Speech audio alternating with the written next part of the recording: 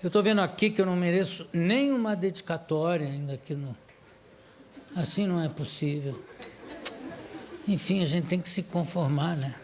Paciência. Drauzio, vem cá. Drauzio Varela, vem cá.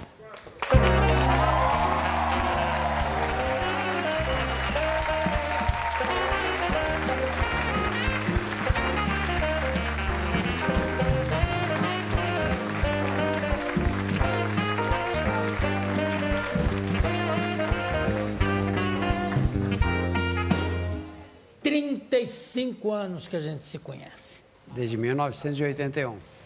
Ninguém tinha nascido aqui. Nem nós. Que maravilha. Primeira vez que o Drauzio foi na minha casa, era um domingo, e ele veio com duas menininhas muito bonitinhas, uma com tapa-olho, que tinha feito uma cirurgia no olho, alguma coisa. Uma correção. Com aquele tapa-olho assim, aquelas duas menininhas atreladas ao pai, levou para lá, um domingo mesmo, não, tem que ir, e foram, e foi uma bênção eu conhecer esse homem. Eu tive um melanoma, e na época era pouco, aliás, era pouco conhecido na época, né? Na época diziam que pouco só... recurso de tratamento, né? Também, não, e além disso diziam que só 5% dos tumores eram melanoma. Eu sei que eu fui curado pelo Drauzio. Eu não me acanho de dizer isso, porque durante meses, durante 2 anos, todo mês, esse homem me bulinava. Porque ele tem que apalpar você para ver se por acaso aquilo foi para os gânglios, enfim. E criou uma intimidade que só faltou chegar a vias de fato. E depois de 2 anos considerado curado, depois de 5, então, totalmente... E, graças a ele, eu estou aqui, né? E eu não queria ver... Eu posso contar essa história? A gente tem tempo. Eu não queria procurar o Drauzio, porque eu tinha tido essa verruga nas costas, que tirou, não tinha nada nas bordas, ainda foram fazer um rastreamento, me deixaram uma cicatriz desse tamanho nas costas, por mim. E aí, todo mundo dizia assim, vai procurar o Drauzio, procura o Drauzio. Eu dizia, mas que procura o Drauzio?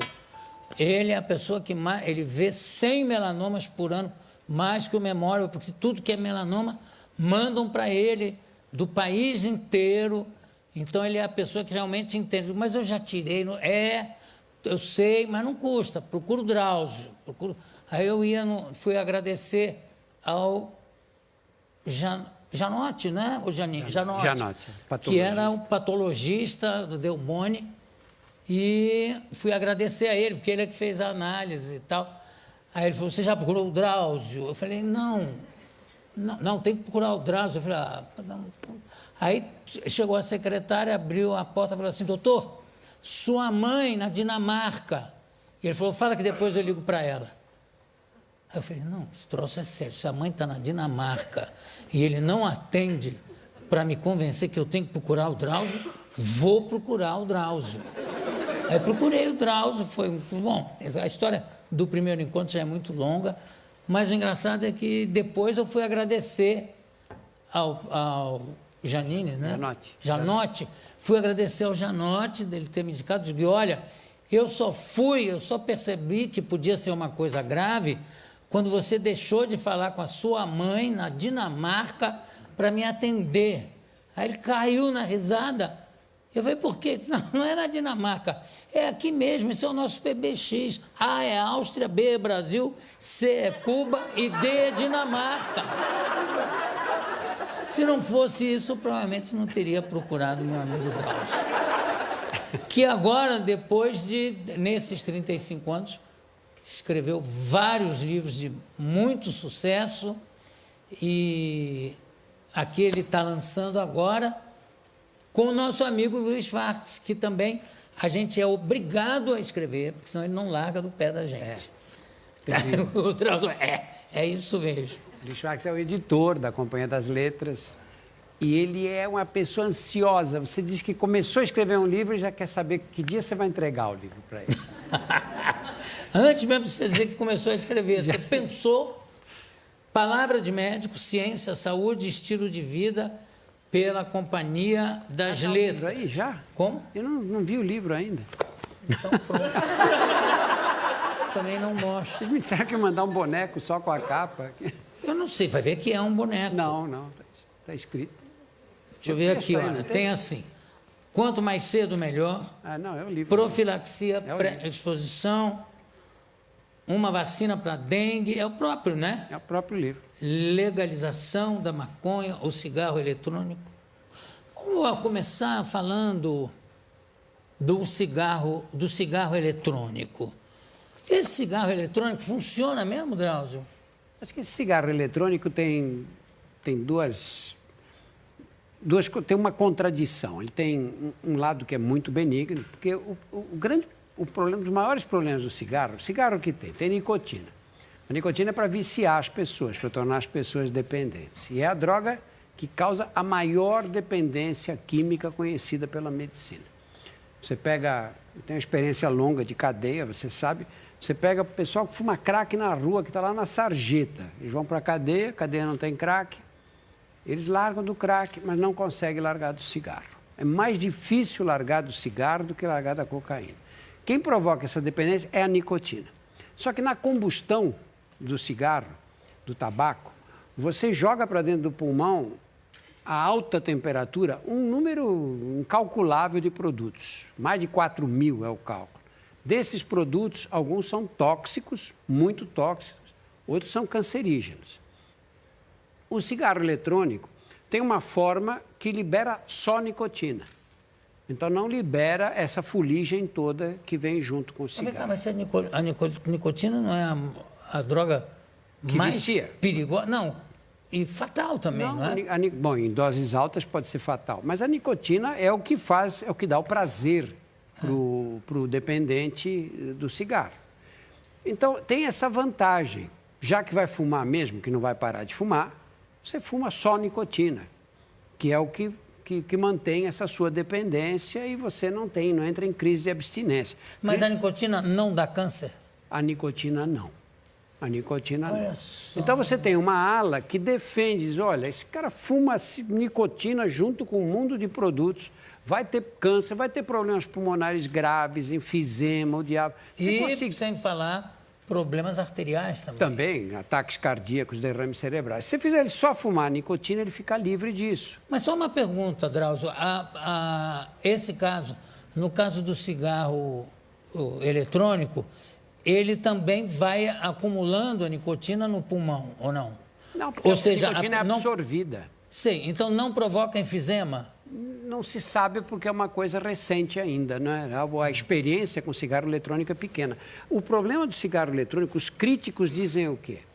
Você dá a impressão para a pessoa que ela está fumando um cigarro seguro. Primeiro, você não sabe o que vai acontecer depois de 20 ou 30 anos, porque isto é uma aquisição recente. Põe só 20 anos, já 20 anos, a gente não sabe. Segundo, você vai viciar pessoas em nicotina, vai fazer algumas pessoas acharem que estão fumando uma coisa que não faz mal nenhum e que vão se tornar dependentes de uma droga que vai ser muito difícil largar depois.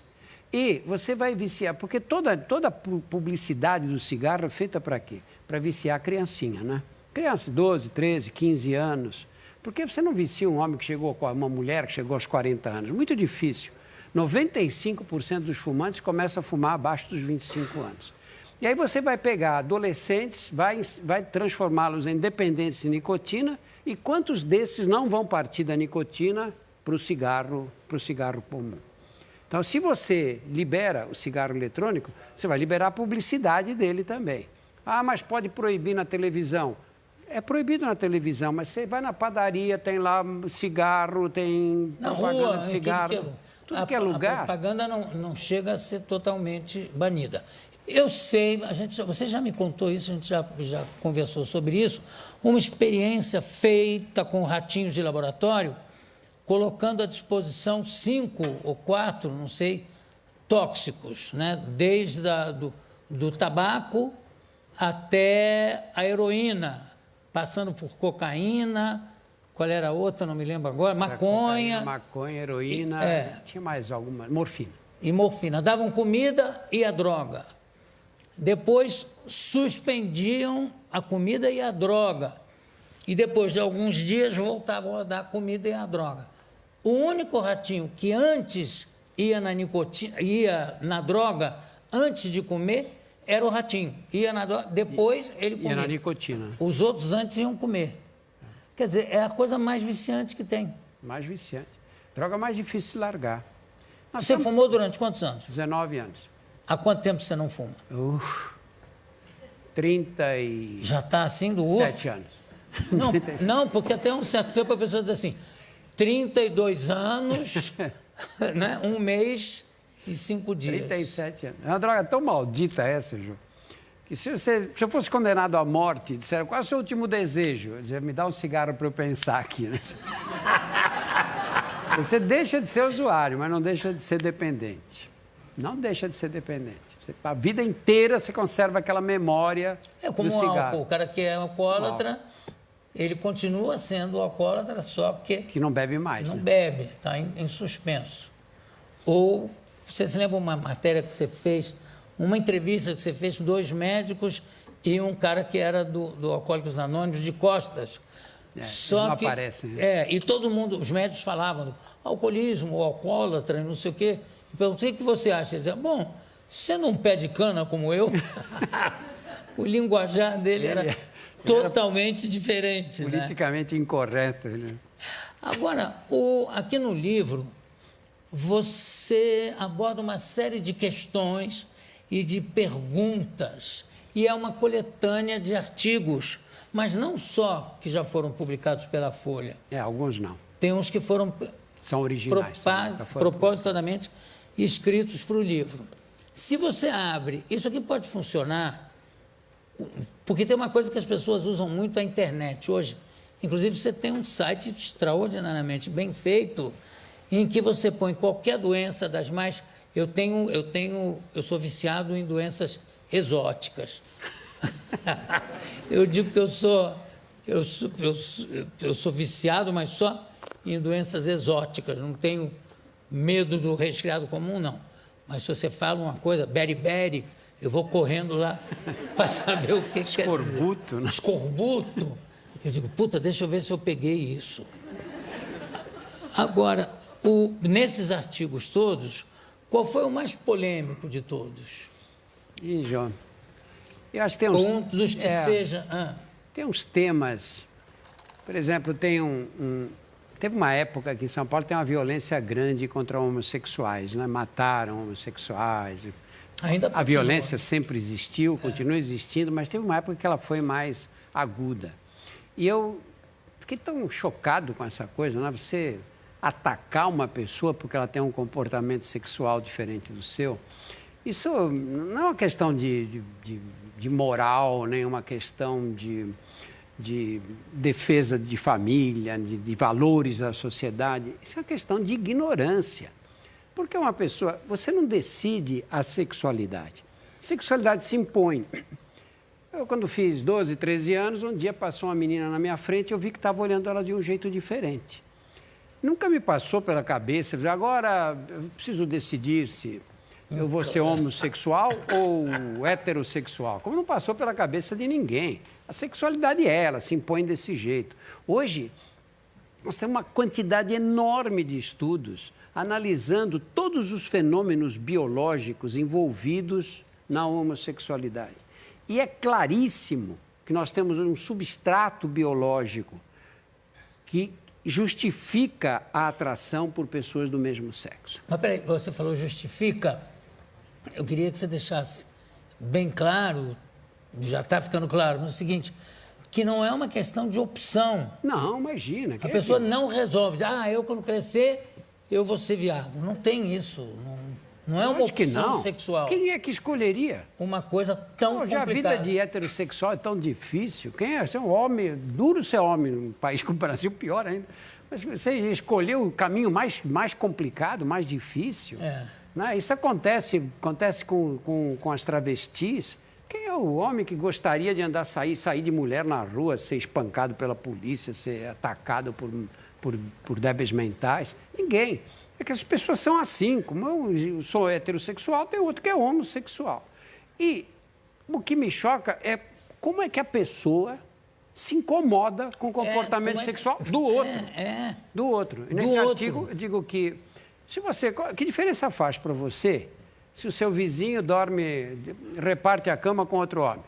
Ou se a sua vizinha é apaixonada pela colega de escritório?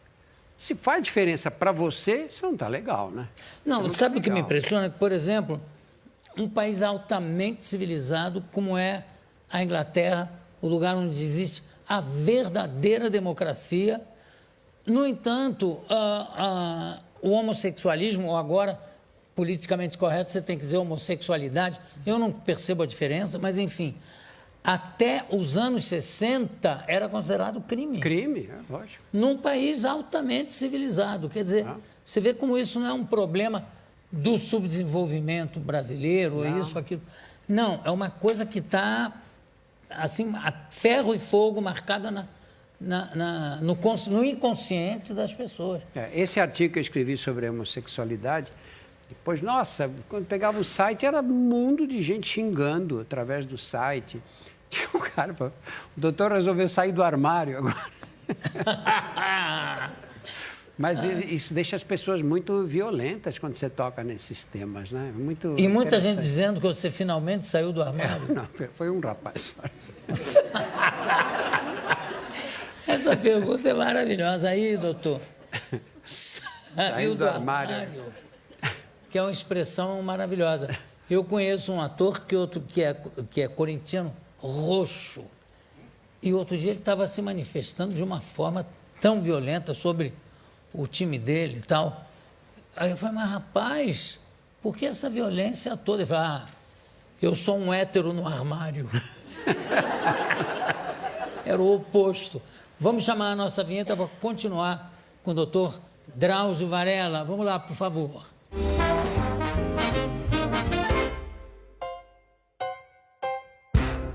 Tenho aqui ao meu lado meu amigo Drauzio Varela. Drauzio, eu me ufano, vamos dizer assim, de ter forçado muito para que você escrevesse o primeiro livro, para que você lançasse como livro mesmo, né? E saiu o Carandiru. É verdade mesmo. Que é uma obra... Ele não só me entusiasmou muito com o livro, quando ele leu os primeiros textos, falou, você tem que ir até o fim nessa história, e ligou para a Companhia das Letras e falou com o Luiz Schwartz e disse, olha, tem um amigo que está escrevendo um livro que você precisa ler e publicar. E foi assim que começou essa minha carreira. Eu devo isso ao livro. Não, você não me deve... Quem deve alguma coisa aqui sou eu. Mas a verdade é a seguinte, em função desse livro, aí você escreveu um outro livro circulando no mesmo assunto. A gente tem uma inegável atração pela marginalidade, pelo marginal. Eu acho que é uma característica de todo artista, e você é também um artista. Você escreveu sobre os carcereiros. E eu fiquei apunhando você para dizer quando é que sai, quando é que fecha esse ciclo, escrevendo sobre as mulheres. Porque você continua dando atendimento ao presídio feminino. Você continua dando, não sei... Há 10 anos. E ainda permanece indo. É uma vez por semana, né? Um período por semana. E como é que está o livro? Eu vou só fim. cobrar do Luiz Vargas, não preciso nem eu cobrar. O livro está chegando no fim. Está chegando. Tá? Acho que sai na metade do ano que vem. E aí eu encerro esse ciclo de cadeia, que eu não quero mais falar nesse assunto. Como é que vai chamar o livro? Prisioneiras. Prisioneiras. O problema é você escrever sobre o crime, de um modo geral, é que você fica com a cabeça no crime o tempo inteiro. E dá uma... A vida passa... O crime passa a fazer parte da tua vida, né? Porque você fica com o texto na cabeça, com aquela história, como é que você vai contar, é um processo meio cansativo esse. A escolha do que você lê funciona também por causa disso? Funciona. Eu preciso ler tal coisa para ver se está dentro do que eu penso a respeito da penitenciária feminina. Eu evito ler pessoas que escrevem sobre o mesmo tema. Não, claro. Porque é para não influenciar, né? Mas tudo fica meio... mas fica contaminado. Fica meio ligado, claro.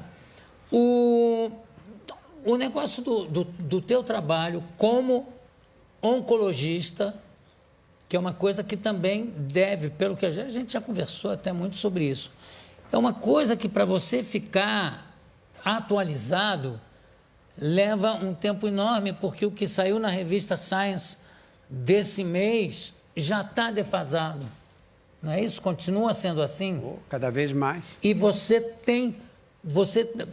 quantas horas você dedica da tua semana ao estudo das novas técnicas, etc? Eu não sei te dizer isso, porque varia muito em função da disponibilidade, né? Mas eu, assim, 3/4 do meu tempo é em função da medicina clínica mesmo, né? De estudar, de ler, de atender doentes e tudo, né?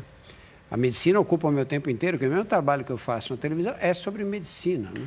O trabalho na academia é sobre medicina também, né? Mas tem esse problema da atualização, que também é importante. O problema de todo médico de hoje, né? Eu, hoje, quando dando aula para estudantes e tudo, eu digo, olha, se você não gosta muito de estudar, não faça medicina. Não faça, porque não vai ser bom para você. Você vai, e não vai ser pior ainda para os pacientes. Né? Medicina é uma profissão para quem gosta de estudar. Agora, e a história do vídeo que viralizou na internet, uma mulher que escreve, se eu não me engano, em seu nome, como é que foi essa história? A história é grave, né? A internet é o máximo, né? Nós todos aprendemos muito com a internet, não vivemos mais sem ela de jeito nenhum. O problema da internet é que tem um lixo que caminha pela internet que não tem nenhum fio, não passa por nenhum fio. Tem pessoas que escrevem qualquer mentira. E tem pessoas que acreditam em qualquer mentira também. Que fazem questão de acreditar. E essa é uma moça que aparece, não aparece o nome dela em lugar nenhum, e ela diz que me viu na televisão, num programa na quarta-feira. Quarta-feira eu nunca estou na televisão, trabalho no Fantástico, que é aos domingos, e que nesse programa eu teria dito que radiografias de dente, mamografias provocavam câncer de tireoide. E insistiu 2 vezes dizendo que ela ouviu eu dizer que eu disse isso. E ficou no ar essa coisa maluca. E não sei o que aconteceu, que viralizou. Eu recebi acho que umas 10 vezes esse vídeo de amigos ou de conhecidos que me mandavam dizer, é verdade, você falou isso. O pior é que as pessoas preferem acreditar na mentira. Eu não sei o que é isso, mas, sei lá, dá vontade de acreditar. Não, tá aí. E tem uma coisa que antigamente se falava muito de jornal. Não, se está no jornal é porque é verdade. Agora está na internet. Agora está na internet, mas está na internet, tá? Então, mais um motivo para você checar e rechecar qualquer coisa dessas. Agora, esse livro aqui é um livro dedicado ao leigo, né? É um livro para... Não tem nada que a pessoa precise ser formada em medicina para entender. Como é que você dividiu essas questões todas? É um livro, tem uma parte que eu falo sobre esses problemas de saúde mais comuns, né? E tem uma parte que é sobre o dia a dia. Como é que você organiza a tua vida, né? Como é que você faz para viver bem? Hoje todo mundo quer viver bem, lógico. A gente chama isso, teoricamente, de qualidade de vida, não é? Que é um termo vago, né? A qualidade de vida, na verdade, o que é? Você está bem fisicamente, né? O que fazer para estar bem. E as pessoas têm sempre a ideia de que existe uma solução mágica para isso, né? Para ficar bem eu tenho que tomar vitamina, eu tenho que fazer não sei... Na verdade, para você estar bem é preciso pouca coisa, né? O corpo humano é uma máquina que foi preparada para o movimento. Você olha o corpo como é, cheio de dobradiça, perna longa, né? Você... Andar a coisa mais fácil do mundo. Perna longa depende da pessoa, né? Não, mas os braços são longos também, né? Também dependendo da pessoa. Mas o corpo inteiro é uma máquina que a evolução preparou para se movimentar. E a gente usa isso como hoje? Para passar o dia sentado. Isso faz muito mal. Não é que o exercício faça bem. Ficar sentado é que faz mal. A vida sedentária é que faz mal. Então, o livro tem essa discussão. Você não pode comer tudo que te oferecem, porque hoje é um exagero a quantidade de alimentos que a gente acaba ingerindo. São alimentos altamente calóricos. Não, né? Mas eu tomo cuidado. Você só rabanete. O rabanete, ele não pode ver um rabanete, ele fica louco. Ele uma vez falou para mim, eu estava comendo uma salada de ovo com maionese, que na época... Ainda a ciência não tinha descoberto. Era um pecado, né? Na época era um pecado. Aí ele dizia assim, você não troca essa salada, viu?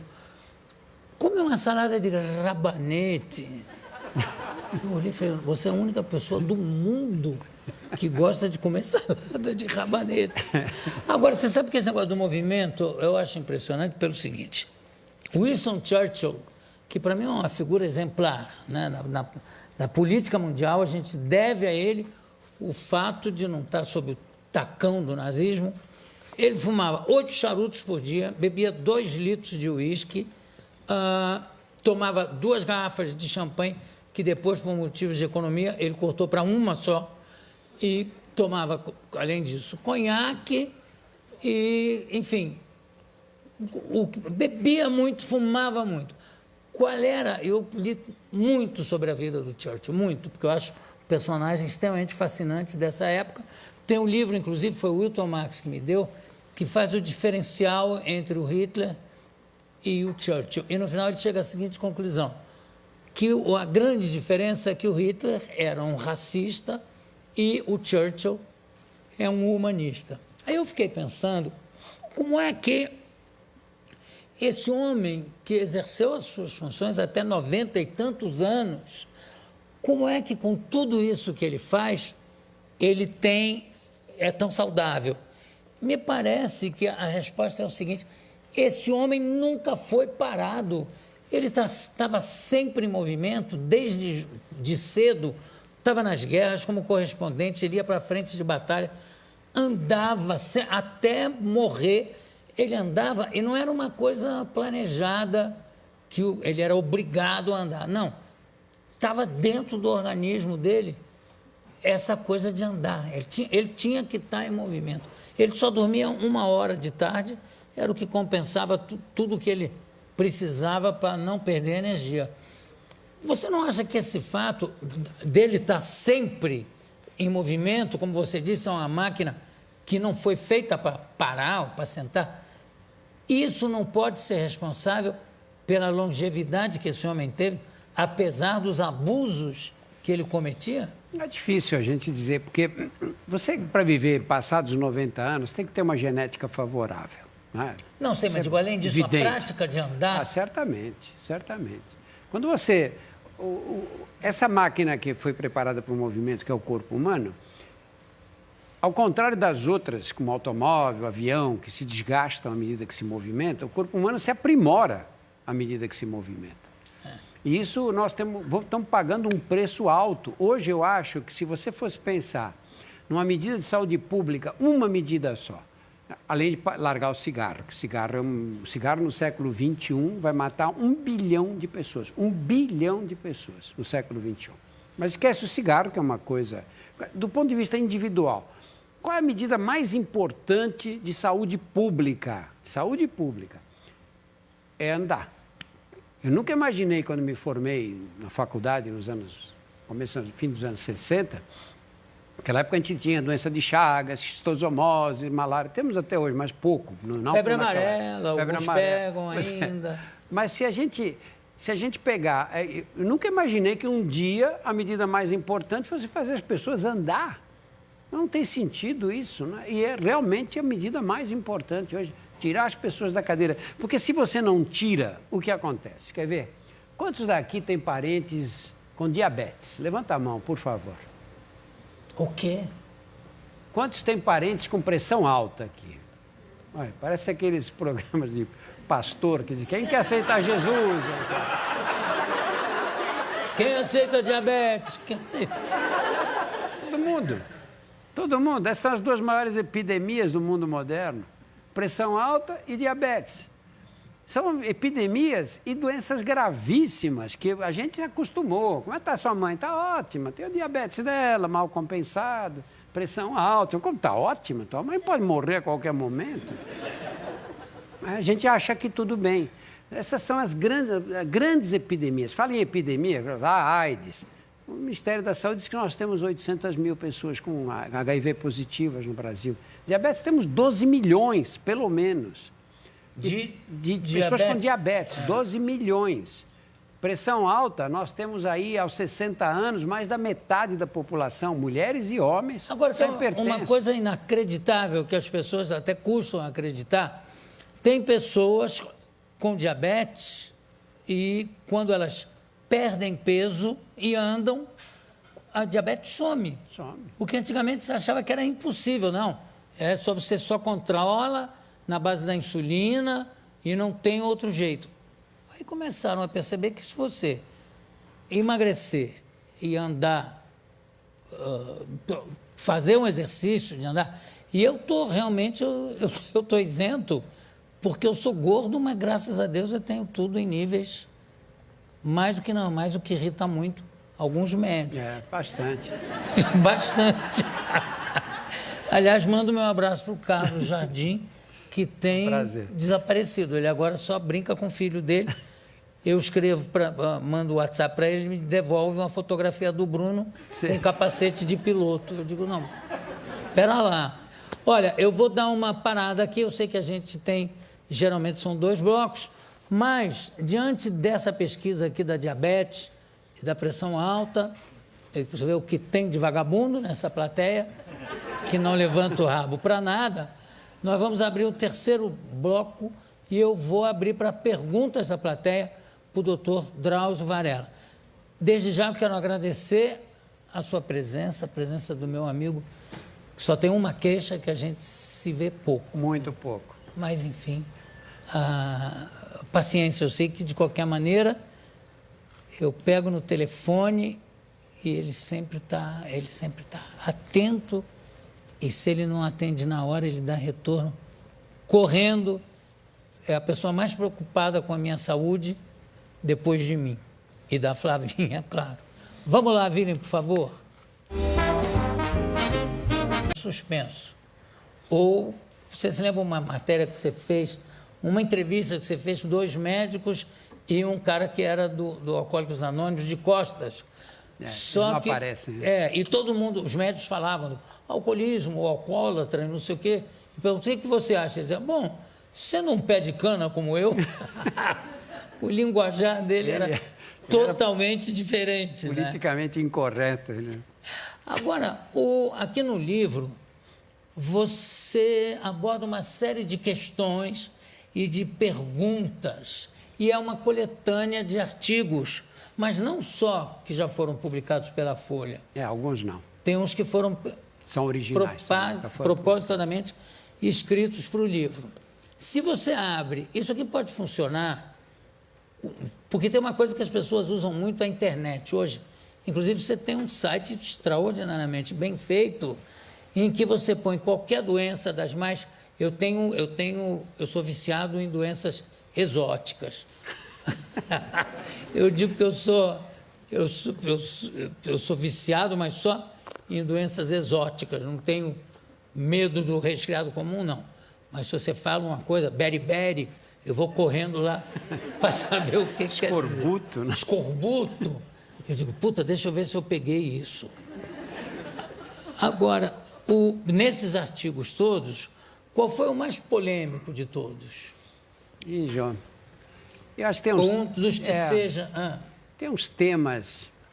Por exemplo, teve uma época aqui em São Paulo, tem uma violência grande contra homossexuais, né? Mataram homossexuais.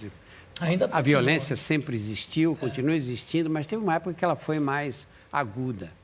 E eu fiquei tão chocado com essa coisa, né? Você atacar uma pessoa porque ela tem um comportamento sexual diferente do seu. Isso não é uma questão de moral, nem uma questão de defesa de família, de valores da sociedade. Isso é uma questão de ignorância. Porque uma pessoa... Você não decide a sexualidade. A sexualidade se impõe. Eu, quando fiz 12, 13 anos, um dia passou uma menina na minha frente e eu vi que estava olhando ela de um jeito diferente. Nunca me passou pela cabeça, agora eu preciso decidir se eu vou ser homossexual ou heterossexual. Como não passou pela cabeça de ninguém. A sexualidade ela se impõe desse jeito.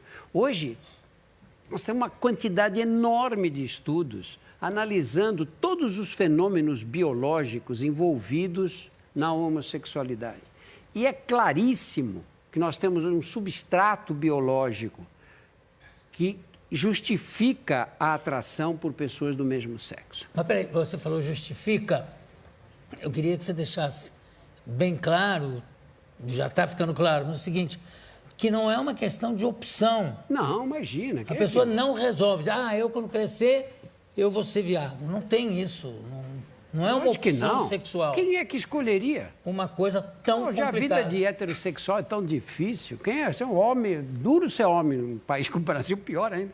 Mas você escolheu o caminho mais complicado, mais difícil. Né? Isso acontece com as travestis. Quem é o homem que gostaria de sair de mulher na rua, ser espancado pela polícia, ser atacado por débeis mentais? Ninguém. É que as pessoas são assim. Como eu sou heterossexual, tem outro que é homossexual. E o que me choca é como é que a pessoa se incomoda com o comportamento sexual do outro. Do outro. E nesse artigo eu digo que que diferença faz para você se o seu vizinho reparte a cama com outro homem? Ou se a sua vizinha é apaixonada pela colega de escritório? Se faz diferença para você, isso não está legal, né? Não, sabe o que me impressiona? Por exemplo, um país altamente civilizado como é a Inglaterra, o lugar onde existe a verdadeira democracia. No entanto, o homossexualismo, ou agora, politicamente correto, você tem que dizer homossexualidade, eu não percebo a diferença, mas enfim, até os anos 60 era considerado crime. Crime, lógico. Num país altamente civilizado. Quer dizer, você vê como isso não é um problema do subdesenvolvimento brasileiro, ou isso, aquilo. Não, é uma coisa que está, assim, a ferro e fogo marcada no inconsciente das pessoas.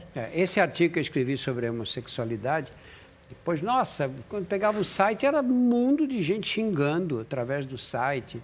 E o cara, o doutor resolveu sair do armário agora. Mas isso deixa as pessoas muito violentas quando você toca nesses temas, né? E muita gente dizendo que você finalmente saiu do armário. Não, foi um rapaz. Essa pergunta é maravilhosa. Aí, doutor, saiu do armário. Que é uma expressão maravilhosa do cigarro eletrônico. Esse cigarro eletrônico funciona mesmo, Drauzio? Acho que esse cigarro eletrônico tem tem uma contradição. Ele tem um lado que é muito benigno, porque um dos maiores problemas do cigarro, o cigarro que tem nicotina. A nicotina é para viciar as pessoas, para tornar as pessoas dependentes. E é a droga que causa a maior dependência química conhecida pela medicina. Você pega, tem uma experiência longa de cadeia, você sabe, você pega o pessoal que fuma crack na rua, que está lá na sarjeta, eles vão para a cadeia não tem crack, eles largam do crack, mas não conseguem largar do cigarro. É mais difícil largar do cigarro do que largar da cocaína. Quem provoca essa dependência é a nicotina. Só que na combustão do cigarro, do tabaco, você joga para dentro do pulmão a alta temperatura, um número incalculável de produtos. Mais de 4.000 é o cálculo. Desses produtos, alguns são tóxicos, muito tóxicos, outros são cancerígenos. O cigarro eletrônico tem uma forma que libera só nicotina. Então, não libera essa fuligem toda que vem junto com o cigarro. Mas a nicotina não é a droga que mais vicia. Perigosa? Não.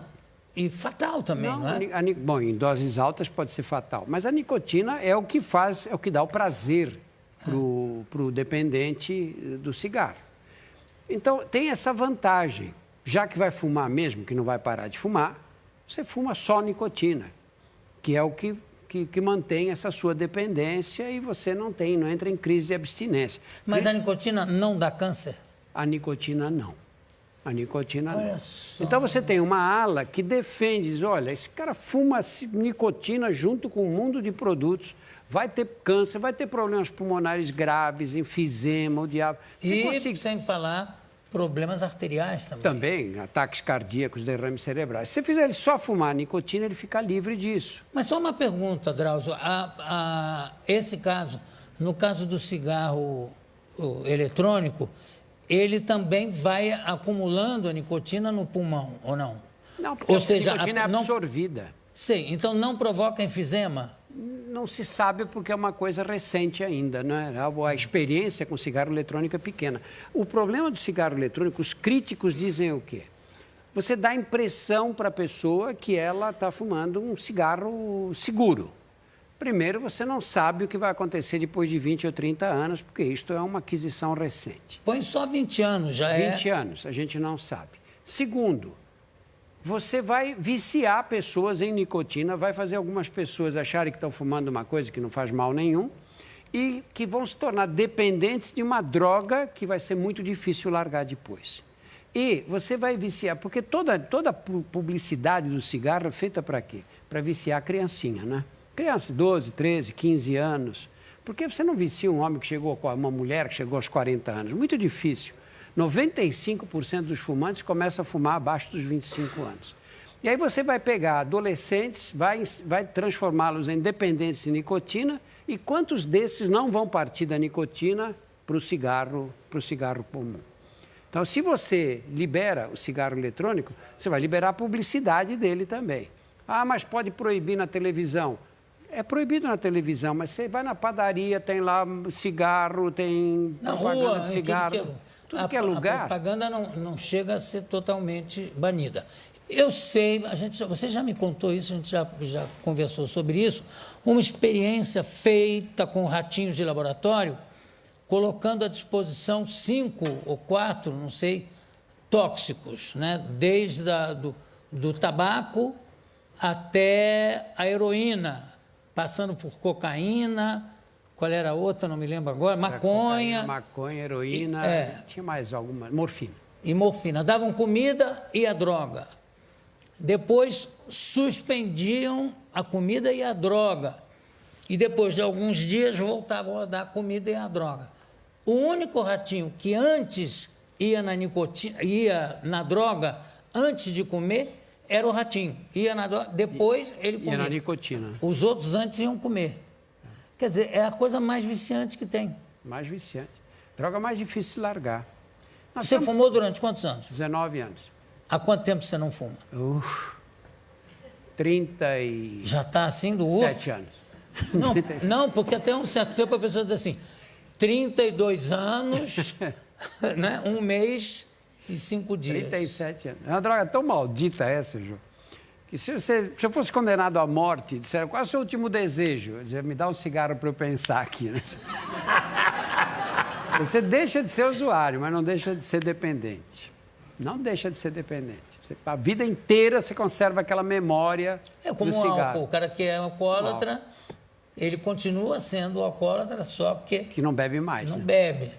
Aconteceu que viralizou. Eu recebi acho que umas 10 vezes esse vídeo de amigos ou de conhecidos que me mandavam dizer, é verdade, você falou isso. O pior é que as pessoas preferem acreditar na mentira. Eu não sei o que é isso, mas, sei lá, dá vontade de acreditar. Não, tá aí. E tem uma coisa que antigamente se falava muito de jornal. Não, se está no jornal é porque é verdade. Agora está na internet. Agora está na internet, mas está na internet, tá? Então, mais um motivo para você checar e rechecar qualquer coisa dessas. Agora, esse livro aqui é um livro dedicado ao leigo. Né? É um livro para... Não tem nada que a pessoa precise ser formada em medicina para entender. Como é que você dividiu essas questões todas? É um livro, tem uma parte que eu falo sobre esses problemas de saúde mais comuns, né? E tem uma parte que é sobre o dia a dia, como é que você organiza a tua vida, né? Como é que você faz para viver bem? Hoje todo mundo quer viver bem, lógico. A gente chama isso teoricamente de qualidade de vida, né? Que é um termo vago, né? A qualidade de vida, na verdade, o que é? Você está bem fisicamente, né? O que fazer para estar bem. E as pessoas têm sempre a ideia de que existe uma solução mágica para isso, né? Para ficar bem eu tenho que tomar vitamina, eu tenho que fazer não sei... Na verdade, para você estar bem é preciso pouca coisa, né? O corpo humano é uma máquina que foi preparada para o movimento. Você olha o corpo como é, cheio de dobradiça, perna longa, né? Você andar a coisa mais fácil do mundo. Perna longa depende da pessoa, né? Não, mas sempre... Os braços são longos também, né? Também dependendo da pessoa.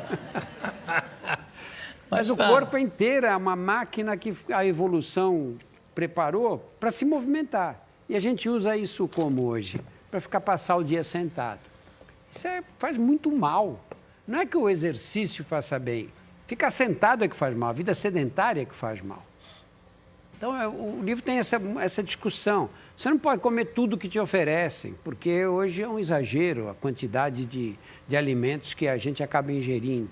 São alimentos altamente calóricos. Não, né? Mas eu tomo Você cuidado. só rabanete. O rabanete, ele não pode ver um rabanete, ele fica louco.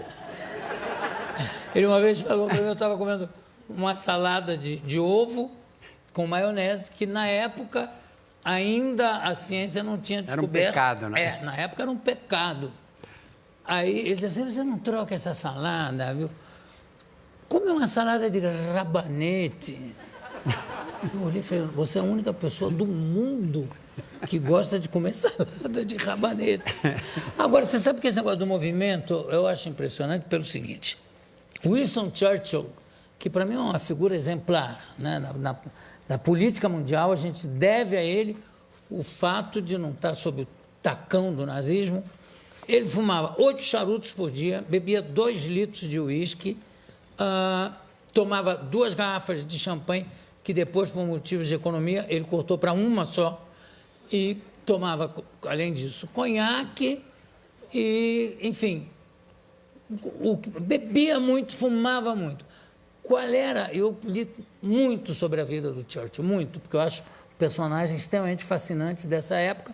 Tem um livro, inclusive, foi o Wilton Marx que me deu, que faz o diferencial entre o Hitler e o Churchill. E no final ele chega à seguinte conclusão, que a grande diferença é que o Hitler era um racista e o Churchill é um humanista. Aí eu fiquei pensando, como é que esse homem que exerceu as suas funções até 90 e tantos anos, como é que com tudo isso que ele faz, ele é tão saudável?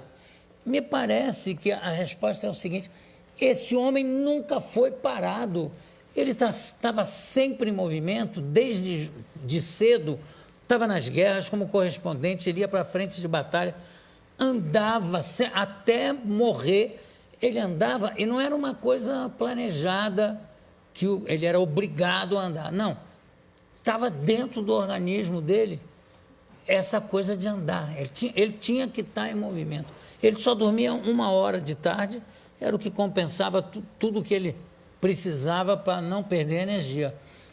Você não acha que esse fato dele estar sempre em movimento, como você disse, é uma máquina que não foi feita para parar ou para sentar, isso não pode ser responsável pela longevidade que esse homem teve, apesar dos abusos que ele cometia? É difícil a gente dizer, porque você, para viver passados 90 anos, tem que ter uma genética favorável. Não sei, mas digo, além disso, evidente. A prática de andar... certamente, certamente. Quando você... essa máquina que foi preparada para o movimento, que é o corpo humano, ao contrário das outras, como automóvel, avião, que se desgastam à medida que se movimenta, o corpo humano se aprimora. Eu conheço um ator que é corintiano, roxo, e outro dia ele estava se manifestando de uma forma tão violenta sobre o time dele e tal. Aí eu falei, mas rapaz, por que essa violência toda? Ele falou, eu sou um hétero no armário. Era o oposto. Vamos chamar a nossa vinheta para continuar com o doutor Drauzio Varela. Vamos lá, por favor.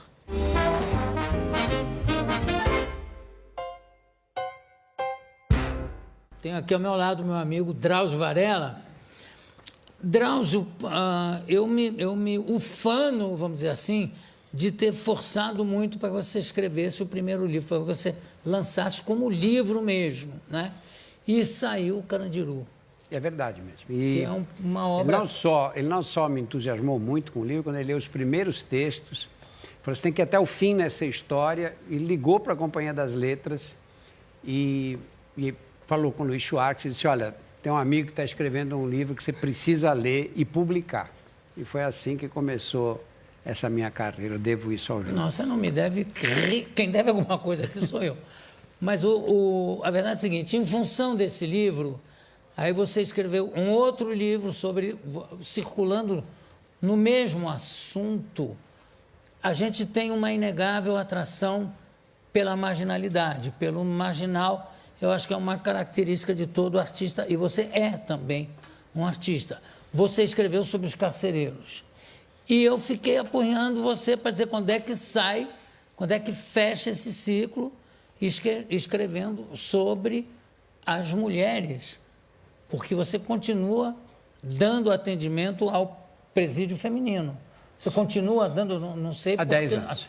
E ainda permanece indo. É uma vez por semana, né? Um período por semana. E como é que está o livro? Eu vou só fim. cobrar do Luiz Vaz, eu não preciso nem eu cobrar. O livro está chegando no fim. Está chegando. Tá? Acho que sai na metade do ano que vem. E aí eu encerro esse ciclo de cadeia, que eu não quero mais falar nesse assunto. Como é que vai chamar o livro? Prisioneiras. Prisioneiras. O problema de você escrever sobre o crime, de um modo geral, é que você fica com a cabeça no crime o tempo inteiro. E dá a vida passa, o crime passa a fazer parte da tua vida, né? Porque você fica com o texto na cabeça, com aquela história, como é que você vai contar, é um processo meio cansativo esse. A escolha do que você lê funciona também por causa disso? Funciona. Eu preciso ler tal coisa para ver se está dentro do que eu penso a respeito da penitenciária feminina. Eu evito ler pessoas que escrevem sobre o mesmo tema. Não, claro. Porque é para não influenciar, né? Mas tudo fica meio... mas fica contaminado. Fica meio ligado, claro. O negócio do teu trabalho como oncologista, que é uma coisa que também deve, pelo que a gente já conversou até muito sobre isso, é uma coisa que para você ficar atualizado leva um tempo enorme, porque o que saiu na revista Science desse mês já está defasado. Não é isso? Continua sendo assim? Cada vez mais. E quantas horas você dedica da tua semana ao estudo das novas técnicas, etc? Eu não sei te dizer isso, porque varia muito em função da disponibilidade, né? Mas eu, assim, 3/4 do meu tempo é em função da medicina clínica mesmo, né? De estudar, de ler, de atender doentes e tudo, né? A medicina ocupa o meu tempo inteiro, porque o mesmo trabalho que eu faço na televisão é sobre medicina, né? O trabalho na cadeia é sobre medicina também, né? Mas tem esse problema da atualização, que também é importante. O problema de todo médico de hoje, né? Eu, hoje, quando dando aula para estudantes e tudo, eu digo, olha, se você não gosta muito de estudar, não faça medicina. Não faça, porque não vai ser bom para você. Você vai, e não vai ser pior ainda para os pacientes. Né? Medicina é uma profissão para quem gosta de estudar.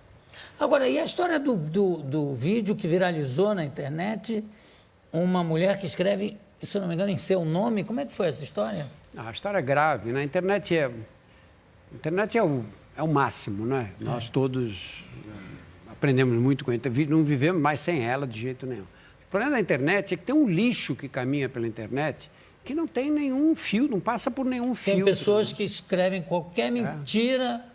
E tem pessoas que acreditam em qualquer mentira também. Que fazem questão de acreditar. E essa é uma moça que aparece, não aparece o nome dela em lugar nenhum. E ela diz que me viu na televisão, num programa na quarta-feira. Quarta-feira eu nunca estou na televisão, trabalho no Fantástico, que é aos domingos. E que nesse programa eu teria dito que radiografias de dente, mamografias provocavam câncer de tireoide. E insistiu 2 vezes dizendo que ela ouviu eu dizer que eu disse isso. E ficou no ar essa coisa maluca. E não sei o que... Eu estou vendo aqui que eu não mereço nenhuma dedicatória ainda aqui no... Assim não é possível. Enfim, a gente tem que se conformar, né? Paciência. Drauzio, vem cá. Drauzio Varela, vem cá.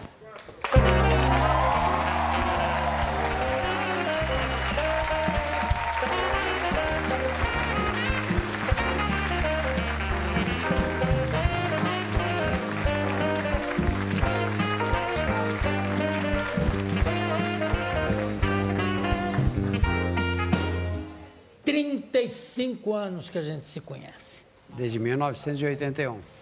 Ninguém tinha nascido aqui. Nem nós. Que maravilha. Primeira vez que o Drauzio foi na minha casa, era um domingo, e ele veio com duas menininhas muito bonitinhas, uma com tapa-olho, que tinha feito uma cirurgia no olho, alguma coisa. Uma correção.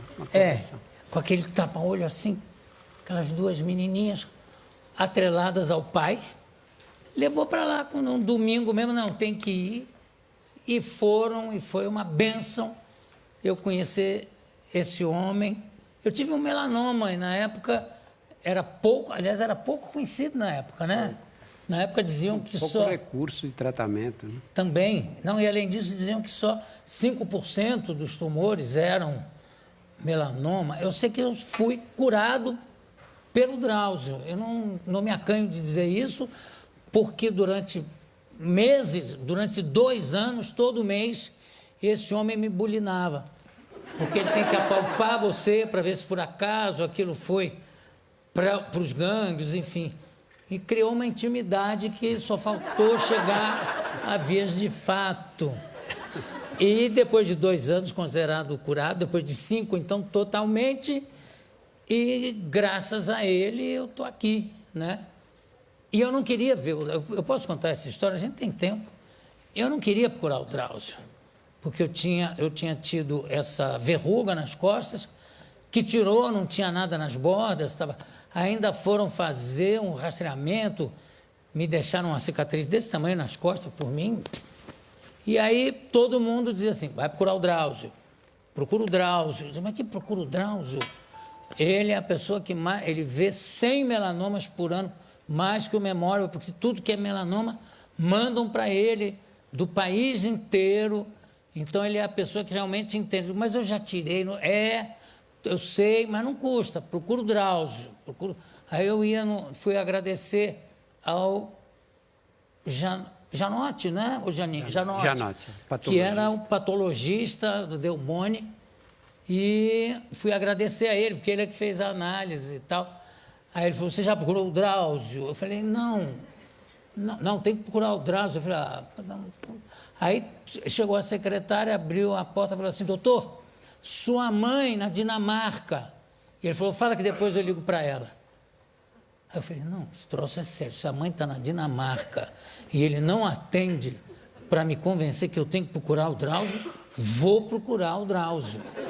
Aí procurei o Drauzio, foi muito bom. A história do primeiro encontro já é muito longa, mas o engraçado é que depois eu fui agradecer ao Janine, né? Janotti.